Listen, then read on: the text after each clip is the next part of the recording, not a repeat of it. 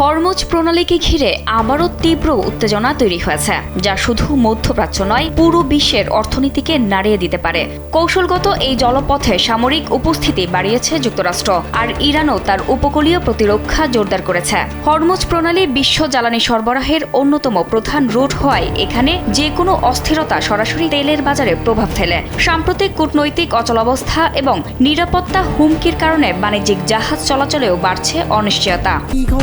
আরাম নিয়ে হবে না হাহুতাশ, ঘুরলে পরে ওয়ালটন ফ্যান বাতাস আর বাতাস। এর ফলে বৈশ্বিক বাজারে জ্বালানির দাম বৃদ্ধির আশঙ্কা দেখা দিয়েছে। যুক্তরাষ্ট্র দাবি করছে আন্তর্জাতিক নৌপথে অবাধ চলাচল নিশ্চিত করাই তাদের লক্ষ্য।